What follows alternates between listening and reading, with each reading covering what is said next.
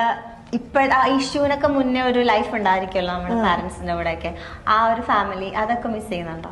പാരന്റ്സിനെ ഞാൻ മിസ് ചെയ്യുന്നില്ല. എനിക്ക് ഒരു ടോക്സിക് ലൈഫ് ലീഡ് ചെയ്യാൻ താല്പര്യമില്ല. അപ്പോൾ നമ്മുടെ നൂറയുടെ ഫാമിലിയുമായി ബന്ധപ്പെട്ട് ഞെട്ടിക്കുന്ന ഒരു വോയിസ് റെക്കോർഡ് ഇപ്പോൾ പുറത്തു വന്നിട്ടുണ്ട്. അത് നമ്മുടെ നൂറയുടെ പോറ്റുമ്മ എന്ന് വേണമെങ്കിൽ പറയാവുന്ന സ്വന്തം കുടുംബക്കാർ തന്നെയായ ഒരു സ്ത്രീയുടെ ശബ്ദരേഖ ഇപ്പോൾ പുറത്തു വന്നിട്ടുണ്ട്. അത് കേട്ടാൽ എന്തായിരുന്നു നമ്മുടെ നൂറയുടെ വീട്ടിലുള്ള ജീവിതം, എങ്ങനെയായിരുന്നു അവർ മുന്നോട്ട് ജീവിച്ചിരുന്നത്, അവരുടെ മാതാപിതാക്കളുടെ എന്തെല്ലാം കാര്യങ്ങളാണ് അവിടെ നടക്കുന്നത് എന്നതിനെക്കുറിച്ചെല്ലാം വ്യക്തമായ ഒരു ധാരണ ഈ വീഡിയോ കാണുന്ന നിങ്ങൾക്ക് എല്ലാവർക്കും കിട്ടുമെന്നുള്ളതാണ്.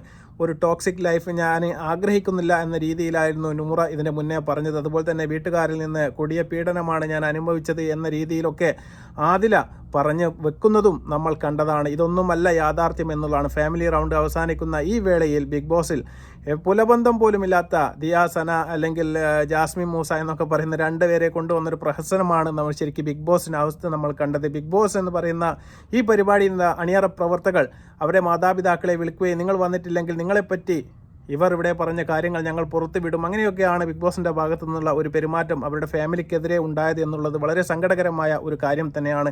ഈ ഫാമിലി എന്ന് പറഞ്ഞാൽ നിങ്ങൾ മനസ്സിലാക്കണം, അത്രയ്ക്കും സമൂഹത്തിൻ്റെ മുന്നിൽ മാനം കെട്ട് ജീവിക്കുന്ന കുറച്ച് ആൾക്കാരാണ്. അത്രയും വിഷമവും അത്രയും സങ്കടവുമുള്ള ആൾക്കാരെ കൊണ്ടുവന്ന് വീണ്ടും പൊതുജന മധ്യത്തിൽ അവരെ അപഹാസ്യരാക്കുക എന്നുള്ള ഒരു പരിപാടിയായിരുന്നു പക്ഷേ അവർ പ്ലാൻ ചെയ്തത്. അത് ശരിക്കും പൊട്ടിപ്പോയി അല്ലെങ്കിൽ പാളിപ്പോയി എന്ന് വേണം നമുക്ക് മനസ്സിലാക്കാൻ വേണ്ടിയിട്ട്. ആ പോറ്റുമ്മ ഇന്ന് ആ കുട്ടിയെക്കുറിച്ചും അതുപോലെ തന്നെ ആ കുടുംബത്തിൽ അവർ നടക്കുന്ന കാര്യങ്ങളെക്കുറിച്ചും മനസ്സ് തുറന്ന് സംസാരിക്കുന്നത് എവരുടെയും കരളലിയിക്കുന്ന നിമിഷങ്ങൾക്ക് തന്നെയാണ് സാക്ഷ്യം വഹിക്കുന്നത്. നമുക്ക് നൂറയുടെ ഫാമിലിയിലെ ആ സ്ത്രീ അല്ലെങ്കിൽ ഇവരെ പോറ്റി വലുതാക്കിയ പോറ്റുമ്മ എന്ന് പറയുന്ന ആ സ്ത്രീയുടെ വോയിസ് തീർച്ചയായിട്ടും അവസാനം വരെ കേൾക്കണം. അപ്പോൾ അവരുടെ ഫാമിലിയെക്കുറിച്ച് 100% നിങ്ങൾക്കൊരു ധാരണ ഉണ്ടാവുകയും ചെയ്യും. നമുക്ക് ആ വോയിസിലേക്ക് പോകാം. ചെറിയ പ്രായത്തിൽ ഇങ്ങനെ തന്നെ ആയിരുന്നോ? ചെറിയ പ്രായത്തിലൊന്നുമില്ല മോളെ, ഒന്നുമില്ല. നല്ല മോളായി, കണ്ണൊക്കെ കെട്ടിയ പുറത്ത് പോകും, ഹിജാബൊക്കെ ഇട്ടിങ്ങനെ അത്രയും നല്ലൊരു മോളായി. വല്ലാത്തൊരു വിഷമം തട്ടിപ്പോയി നമ്മക്കൊക്കെ, ഈ നാട്ടിലുള്ളവർക്കൊക്കെ വല്ലാത്ത വിഷമം തട്ടിപ്പോയി. കാരണം അത്രയും പൊന്നുപോലെ നോക്കിയെടുത്തൊരു മോളം. അനിയത്തികൾ നോക്കുന്നവർക്കാണ് ഓളോ പാപ്പയും ഓളും നോക്കിയെടുത്തത്. ഒരു ചോറൊക്കെ ഓള് തിന്നാൻ മുട്ടിരിക്കരുത്, എന്നാലും അതുമായിട്ട് വൈകിയേക്ക് ഇങ്ങനെ പോകും ഭാര്യ കൊടുക്കാൻ. നന്നായിട്ട് നോക്കിയിട്ടും ആ കുട്ടി എന്താ ഇങ്ങനെ ചെയ്തു കളഞ്ഞേ? അത് സൗദിയിൽ നോക്കുമ്പോ നമ്മളിപ്പോ പെണ്ണിനെ ഒന്നും സംശയിക്കൂലേ? അതെ അതെ അതെ അല്ലേ? അതുകൊണ്ടായിരിക്കും ആ പെണ്ണ് വലിയതായിട്ടുള്ളപ്പോ ഇത് സംശയിക്കാൻ പറ്റുന്നത്. വല്ലാത്തൊരു ജീവിതമായിട്ട് ആ പാപ്പന്റെ ഏക സ്വത്താണ്. അത്രയും ഇഷ്ടമുള്ളൊരു മോൾ, അത്രയും ഇഷ്ടം. ഉമ്മയും അങ്ങനെ ഇല്ല, എല്ലാ മക്കളാ. ഞാൻ ആ പുരയിൽ നിന്ന് ഞാൻ അവിടെ തന്നെ ഒരു കൊടുത്ത് നിൽക്കുകയും തിന്നുകയും കുടിക്കുകയും. ഞാനും പറഞ്ഞോണം ഒരു പാവപ്പെട്ട ഒരാളാണ്, അതൊന്നും പോയിട്ട് അറിയാം. അതുകൊണ്ടാണ് ഓരോ പുരയിൽ നിൽക്കുകയും ഒക്കെ ചെയ്ത്. എനിക്ക് വളരെ വിഷമമുള്ള വ്യക്തിയാണ് ഞാൻ.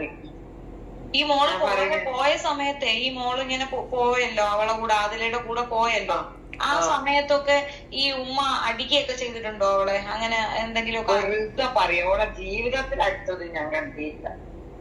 ഉപദ്രവിക്കൊന്നും ചെയ്തിട്ടില്ല, ഒരിക്കലും ചെയ്യുന്ന മോളല്ല. ചെറിയ മോളെന്ന് വെച്ചാൽ ഞങ്ങളെ ജീവന് ഒരിക്കലും അങ്ങനത്തെ ഒരു സംഗതി ചെയ്തില്ല.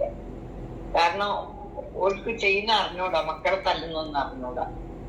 പിന്നെ ഇവര് എപ്പോഴും എല്ലായിടത്തും ഭയങ്കര കുഴപ്പമാണെന്നൊക്കെ ഈ ഉമ്മയെ പറ്റി ആ മോളിങ്ങനെ പറയണ കേൾക്കുമ്പോ ആ മോളെ ആടെ പിടിച്ചിട്ടാ പറയാട്ടോ. അല്ലാണ്ട് ജീവിതത്തില് ഇവരൊരു ബുദ്ധിമുട്ട് നോക്കില്ല. ഓക്ക് അവിടെ ഈ ബിഗ് ബോസിൽ പിടിച്ചു നിൽക്കാൻ വേണ്ടിയിട്ടാണ് ഓൾ അങ്ങനെയൊക്കെ പറയുന്നത്. അല്ലാണ്ട് ഒരു ദേഷ്യം പിടിച്ചിട്ട് ഞാൻ ചെറിയ മോളെ കണ്ടിയില്ല, നസീറനെ കണ്ടിയില്ല ഒരിക്കലും. ഞങ്ങൾ ഓള് ഇവിടെ സ്കൂൾ ചേർത്തിയപ്പോ തന്നെ ഓളെ ടൈം ആകുമ്പോഴേക്ക് ഞാൻ ഓള് ഓട്ടോറിക്ഷയായിട്ട് കാറിന് ഡ്രൈവറില്ലായിട്ട് ഓട്ടോറിക്ഷയും വിളിച്ച് മോളെ കൊണ്ടുവരാൻ പോയത്.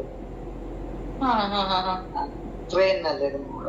ഞാൻ പറയാം, ഞാൻ വിചാരിക്കും എങ്ങനെയൊക്കെ നോക്കിയെടുത്തൊരു മോളാണ് അത്. വിചാരിച്ചക്ക് ആൺ പോയിട്ട് ചീച്ചറിയാന്ന് ഇവിടെ തന്നെ ഞാൻ വിചാരിക്കും കമന്റ് വിടുന്നൊന്നും അറിയാല. അങ്ങോട്ട് തിരിച്ച് ഇതൊക്കെ പറയുമ്പോ ഈ നാണം കെട്ട സ്വഭാവമൊക്കെ പറയുമ്പോ ഞാൻ അങ്ങോട്ട് തിരിച്ച് പറഞ്ഞു വിടട്ടെ എന്നൊക്കെ വിചാരിക്കും. അത്രയും ഞാൻ അവിടെ എത്തിയാ ഞാൻ പറഞ്ഞു കൊടുക്കായി. അപ്പോൾ നിങ്ങൾ കേട്ട് കാണും, ഈ ഉമ്മയെ കുറിച്ചാണ് നമ്മുടെ നൂറ എത്ര ടോക്സിക് ലൈഫ് ഞാൻ ആഗ്രഹിക്കുന്നില്ല എന്നൊക്കെ പറഞ്ഞത് എന്ന് ചിന്തിക്കണം. ചോറ് വരെ വാരി കൊടുത്ത് ചെറിയ മക്കളെ പോലെ പോറ്റിയ ഒരു ഉമ്മയാണ് നമ്മുടെ നൂറയുടെ ഉമ്മ എന്ന് പറയുന്നത്. അത്രയ്ക്കും സ്നേഹനിധിയായ ഒരു ഉമ്മയാണ്. ഒരു വടി കൊണ്ട് പോലും തല്ലാൻ ഓങ്ങുക പോലും ചെയ്യാത്ത ഒരു കുടുംബത്തിലാണ് ഈ കുട്ടി ജനിച്ചത്. അത്രയ്ക്കും വലിയ സ്നേഹവും അത്രയ്ക്കും വലിയ ഒരു സ്വാതന്ത്ര്യവും ആ വീട്ടിൽ തന്നെ കൊടുത്തിരുന്നു. അതിൽ പ്രധാനപ്പെട്ട ഒരു കാര്യം നിങ്ങൾ ശ്രദ്ധിക്കണം. 2 സ്ത്രീ അല്ലെങ്കിൽ 2 പെൺകുട്ടികൾ തമ്മിൽ സംസാരിക്കുമ്പോഴൊന്നും നമ്മൾ യാതൊരു വിധത്തിലും അങ്ങോട്ട് ഒരു സംശയം വെക്കില്ലല്ലോ. അതാണ് അവർക്ക് പറ്റിപ്പോയത് എന്നാണ്. നാട്ടിൽ വരുന്ന സമയത്തൊക്കെ അത്രയ്ക്കും അതവോടുകൂടി ബുർക്ക പോലും ധരിച്ച് മഫ്തയെല്ലാം ധരിച്ച് വളരെ ഈമാനോട് കൂടി നടക്കുന്ന 2 കുട്ടികളായിരുന്നു ഇത് എന്നുള്ളത് ആ സ്ത്രീയുടെ വാക്കുകളിൽ നിങ്ങൾക്ക് വ്യക്തമാകും. ഇനിയും ഒരുപാട് കാര്യങ്ങൾ ആ സ്ത്രീ തുറന്നു പറയുന്നുണ്ട്. നമുക്ക് ആ നൂറയുടെ ഉപ്പയെക്കുറിച്ച് പറഞ്ഞ കാര്യങ്ങളെല്ലാം നിങ്ങൾ കേട്ട് കാണും. അത്രയ്ക്ക് ഉപ്പയുടെ പൊന്നാര മകളായിരുന്നു ഈ നൂറ എന്നുള്ളതാണ്. ആ വാപ്പ അനുഭവിക്കുന്ന വേദന അല്ലെങ്കിൽ ആ വാപ്പ അനുഭവിക്കുന്ന മാന നഷ്ടം എന്നൊക്കെ പറയുന്നത് ഒരിക്കലും തിരിച്ചു കൊടുക്കാൻ ഇവർക്ക് സാധിക്കാത്തതാണ്. സമൂഹത്തിൻ്റെ മുന്നിൽ അത്രയ്ക്കും മോശകരമായ സാഹചര്യത്തിലൂടെയാണ് വാപ്പ കടന്നു പോകുന്നത്. വീണ്ടും ബിഗ് ബോസിലെത്തിച്ച് അവരെ ഒന്നുകൂടി മോശമാക്കാനുള്ള ഇവരുടെ പ്ലാനിങ് ശരിക്കും ഞാൻ പറഞ്ഞതുപോലെ പാളിപ്പോയതാണ് എന്നുള്ളതാണ് സത്യം. ബാക്കി കാര്യങ്ങൾ അത് ശരിയാണല്ലോ. കൂടെ നിന്ന് നിങ്ങൾക്ക് അറിയാമല്ലോ അവര് പറയുന്നത് എന്ത് നല്ലോണം നോക്കിയെടുത്ത ഓമനെ മക്കളാന്നറിയാം എല്ലാരെയും. ഞാനാണ് സ്വന്തം തന്നെ ഒരു ഉമ്മന്റെ സ്ഥാനമാണ് ഞാൻ. എനിക്കിപ്പോ അതൊക്കെ വിചാരിക്കുമ്പോ കുട്ടിയും പോയി ചീത്തറിയും. സ്വന്തം അമ്മനെ പറ്റി വേണ്ടാത്ത കാര്യങ്ങൾ ഇങ്ങനെ പറഞ്ഞിട്ട് ആൾക്കാർ പറയാണ് എന്തിനായിട്ടില്ലേ ഈ മക്കളെ നമ്മൾ പോറ്റിയെടുത്ത് തോതിലയച്ച് മക്കൾ ഇങ്ങനെ പറഞ്ഞുണ്ടാക്കുന്ന ഒരു ഉമ്മമാർ. ഇവളൊക്കെ അല്ലേ ഹിജാബൊന്നും ഇടാണ്ട് ഈ നല്ല കണ്ണും കെട്ടിയല്ലാണ്ട് ഈ ചെറിയ മോളും പുറത്തിറങ്ങിയതാണ്. ഒരേ വന്നാ പിന്നെ നൈച്ചൊക്കെ ഇട്ട് നല്ല ഒരു ഇതിൽ നോക്കുക. അല്ല പുറത്ത് പോവുകയാണെങ്കിൽ അന്നപ്പോ എല്ലാം എടുത്തിട്ട് കണ്ണിന് കെട്ടിയിട്ടാണ്. അതുപോലെ ചെന്തായി മക്കള് 2 മാള് ഒരു ദിവസം ഞാൻ പറ്റിച്ചു. ഒരു ഡ്രൈവിംഗ് കഴിക്കാൻ പോയിപ്പെട്ട ആൾ തന്നെ ഓരോ കൊല്ലെടുത്ത് തന്നെ പോയതാ. അപ്പൊ ഞാനിങ്ങനെ പോരും ഓലായിരുന്നു. അപ്പൊ ഞാൻ ഓല കണ്ടിട്ട് എനിക്ക് മനസ്സിലായില്ല. കണ്ണും മുഖമൊക്കെ കിട്ടിയ 2 പെണ്ണുങ്ങൾ ഏതാന്ന് വിചാരിച്ചു. ഞാനും മുന്നോട്ട് അങ്ങ് പോയേ. എന്നാലും അവര് 2 ജസ്റ്റ് ഓടി വന്നിട്ട് ഇന്ത്യ അടുത്തേക്ക് ഞങ്ങളങ്ങനെ കണ്ടിട്ട് അറിഞ്ഞില്ല പറഞ്ഞ് അയച്ച ഒരു നല്ലൊരു കുടുംബമാണ്. ഒരു ഉമ്മയും ബാപ്പയും ഒക്കെ തന്നെ ആരാന്നറിയാം. അത്രയും നല്ല ഈ ഇതിന് നല്ലൊരു ഫാമിലിയാണ്. ഓരൊക്കെ ഭക്ഷണം തൊഴിലുള്ള ആൾക്കാരാണ്. ഇപ്പൊ ഇവര് ഈ ബിഗ് ബോസിലേക്ക് പോകുന്നതിനെ പറ്റി എന്താണ് അഭിപ്രായം എന്താ? ഇവര് ആ മോളെ കാണാനായിട്ട് ബിഗ് ബോസിലോട്ട് പോകുന്നത് നിങ്ങൾക്ക് അങ്ങനെ പോകുന്നുണ്ടാവും. ഒരു പറയുന്നത് എന്താ അറിയോ, ഞാൻ വിളിച്ചിന്ന് വരാം. പറഞ്ഞു മോളെ നമ്മളെ മോക്ക് ഓളെടുത്ത് നിന്ന് മതിയായി തോന്നുന്നു, നിങ്ങൾ പോയി കൂട്ടിക്കൊണ്ടുവരുന്ന ഞാൻ പടുത്താ വോയിസ് ഇട്ട് ചെയ്തു. എന്നോട് പറഞ്ഞേ ചിലപ്പോ ഒരു 2 ആളും ഒരു ദേഷ്യം കൊണ്ട് അങ്ങനെ എല്ലാരെയും ദേഷ്യം പിടിപ്പിച്ചൊക്കെ കാട്ടി തരികയായിരിക്കും ഒരു ബിഗ് ബോക്സിൽ എത്താൻ വേണ്ടിട്ട്. അപ്പൊ ഒരു പുറത്ത് വരട്ടെ, എന്നാല് അപ്പനെ എന്നെ വിളിച്ചാൽ ഞങ്ങൾ പോയി കൂട്ടിക്കൊണ്ടുവരുന്നാല്. അല്ലാതെ അവർക്ക് മോള് വേണ്ട എന്നൊരു ഇതില്ല. മോള് വേണമെന്നില്ല, മോളെ വേണമെന്നല്ല. അത്രയും കുട്ടികളുടെ മക്കളെ മാണ്ടാന്ന് അത്രയും ഇതെന്ന് വെച്ചാൽ ആ വാപ്പന്റെ ജീവന് ശ്വാസമായിട്ടുണ്ടെങ്കിൽ മോളാ അത്രയും. ഇപ്പം തന്നെ ആടാ പോയിട്ട് ആ ഓരോ പീഡിയൊക്കെ വരെ ഓളെ പേരാട്ട് അവളോട് ഒരു പ്രത്യേക ഇഷ്ടമാണ്. അല്ല ഒത്തിരി കാലം കഴിഞ്ഞുണ്ടായ കുഞ്ഞല്ലേ ആ സ്നേഹം. അതന്നെ ഓളെല്ലാം എന്തല്ല അവള് പറയുന്ന സ്വന്തം അമ്മനെ പറ്റി വൃത്തികെട്ട വാക്ക്. എനിക്ക് അങ്ങനെ കിട്ടിയാണ് മുക്ക അടിച്ചു പൊട്ടിക്കാനാക്കി തോന്നുക. അത്രയും വിഷമം. അപ്പോൾ നിങ്ങൾ കേട്ട് കാണും പോറ്റുമ്മ പറഞ്ഞത്. കാരണം ബിഗ് ബോസ് എന്ന് വിളിച്ചാൽ തീർച്ചയായിട്ടും നിങ്ങളൊന്ന് പോകണം. അവർക്ക് ആദിലൊക്കെ ഇപ്പോൾ നൂറയെ മടുത്തിരിക്കുന്നു, നമുക്ക് നമ്മുടെ കുട്ടിയെ കൂട്ടിക്കൊണ്ടുവരണം എന്നാണ് ആ ഉമ്മ ഫോൺ ചെയ്തിട്ട് നൂറയുടെ ഉമ്മയോട് പറയുന്നത്. പക്ഷെ ഉമ്മ പറയുന്നുണ്ട്, ഇവർ 2 പേരും ബിഗ് ബോസിൽ പിടിച്ചു നിൽക്കാൻ വേണ്ടി പ്ലാൻ ചെയ്തുകൊണ്ട് നമ്മളോടുള്ള ദേഷ്യം തീർക്കാൻ വേണ്ടി വിളിച്ചതാണ് എങ്കിൽ തീർച്ചയായിട്ടും നമ്മൾ അവിടെ പോയിട്ട് പൊതുജന മധ്യത്തിൽ അപഹാസ്യരാവുകയാണ് ചെയ്യുക എന്ന് നൂറയുടെ ഉമ്മ പറയുകയാണ്. അങ്ങനെ ഒരു അവസ്ഥ ഉണ്ടാവുകയാണെങ്കിൽ തീർച്ചയായിട്ടും അവർ പുറത്ത് വന്നിട്ട് എൻ്റെ കുട്ടി എന്നെ വിളിക്കട്ടെ, ഞാൻ പോയിട്ട് കൊണ്ടുവരുമെന്നാണ് പറയുന്നത്. അത്രയ്ക്ക് കാത്തിരിക്കുകയാണ് ആ കുടുംബം എന്നുള്ളതാണ്. നൂറയോടുള്ള സ്നേഹത്തിന് ഒട്ടും ആ കുടുംബത്തിന് യാതൊരു കുറവും വന്നിട്ടില്ല. അവർ തുറന്ന ഒരു ഷോപ്പിന് പോലും നൂറയുടെ പേര് ആ മാതാപിതാക്കൾ സെലക്ട് ചെയ്യണമെന്നുണ്ടെങ്കിൽ എത്രയ്ക്ക് പ്രിയപ്പെട്ട കുട്ടിയായിരിക്കും ആ കുടുംബത്തിലെന്ന് നിങ്ങൾ മനസ്സിലാക്കണം.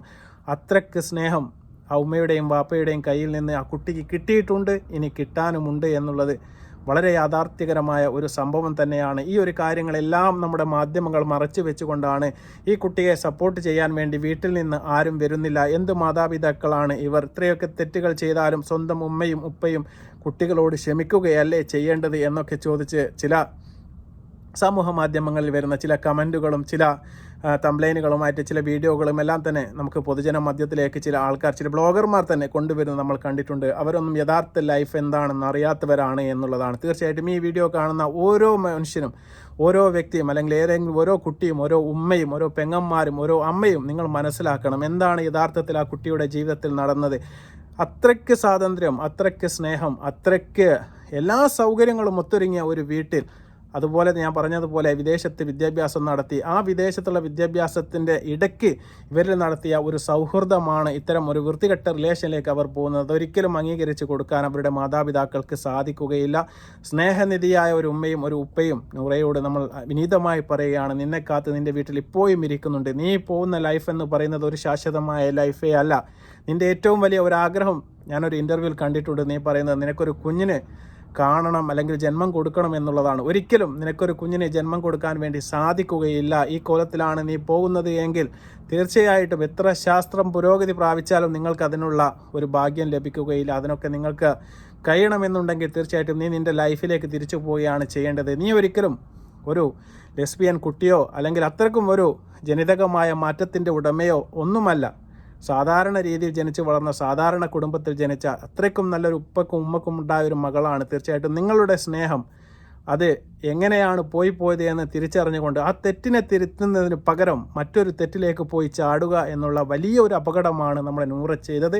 അത് തിരുത്തിക്കൊണ്ട് സ്വന്തം ജീവിതത്തേക്ക് തിരിച്ചു പോകാൻ ആ കുട്ടിക്ക് പടച്ച തമ്പുരാൻ മനസ്സ് കൊടുക്കട്ടെ എന്ന് ആത്മാർത്ഥമായി പ്രാർത്ഥിക്കുകയാണ്. ഞാൻ ഈ വീഡിയോ ചെയ്യാൻ പ്രധാനപ്പെട്ട കാരണം എന്ന് പറയുന്നത് നമ്മുടെ വീഡിയോക്ക് താഴെയും ഒരുപാട് ആൾക്കാർ പറഞ്ഞിട്ടുണ്ട് പ്രായപൂർത്തിയായ 2 സ്ത്രീകളാണ്, അവർ കുട്ടികളെന്ന് അഭിസംബോധന ചെയ്യരുത് എന്നൊക്കെ എന്നോട്. തീർച്ചയായിട്ടും സോറി, അങ്ങനെ ഞാൻ ചെയ്തിട്ടുണ്ടെങ്കിൽ ക്ഷമിക്കണം. കാരണം അങ്ങനെ അഭിസംബോധന ചെയ്യുന്നത് ആ ചെറുപ്പത്തെ മാനിച്ചുകൊണ്ടാണ്. ആ സ്ത്രീകൾക്ക് തീർച്ചയായിട്ടും അവരുടെ കാര്യങ്ങൾ തീരുമാനിക്കാനുള്ള എല്ലാ സ്വാതന്ത്ര്യവും നമ്മുടെ നിയമപ്രകാരം നൽകുന്നുണ്ട്. എങ്കിലും നിങ്ങളൊരു അച്ഛനോ ഒരു അമ്മയോ ആവുന്ന സമയത്ത് മാത്രമേ നമ്മുടെ കുട്ടികൾ ഇത്തരം ഒരു ലൈഫ് തിരഞ്ഞെടുത്ത് കഴിഞ്ഞാൽ നമുക്കതിൻ്റെ വേദനയും ആകുലതയും അതുപോലെ തന്നെ സമൂഹത്തിലുണ്ടാകുന്ന പ്രത്യാഘാതങ്ങളെല്ലാം നമുക്ക് മനസ്സിലാക്കാൻ വേണ്ടി സാധിക്കുകയുള്ളൂ. അത്തരം ഒരു അവസ്ഥയിലേക്ക് ഇനിയൊരു കുട്ടി പോകരുത് എന്നുള്ള ഒരു ഉദ്ദേശം കൊണ്ട് തന്നെയാണ് ഞങ്ങൾ ഇത്തരം വീഡിയോ എടുത്ത് റിയാക്ട് ചെയ്യുന്നത്. തീർച്ചയായിട്ടും ഇത് കാണുന്ന ഏതെങ്കിലും ഒരു കുട്ടികളുണ്ടെങ്കിൽ നിങ്ങളുടെ ലൈഫിൽ ഒരിക്കലും ഇത്തരം ഒരു അവസ്ഥയോ ഇത്തരം ഒരു ചിന്തയോ നിങ്ങൾ കാണുകയോ കേൾക്കുകയോ ചിന്തിക്കുകയോ പോലും ചെയ്യരുത് എന്ന് വിനീതമായി അഭ്യർത്ഥിക്കുകയാണ്. വീണ്ടും നല്ല വീഡിയോയുമായി വരുന്നവരെ നന്ദി, നമസ്കാരം.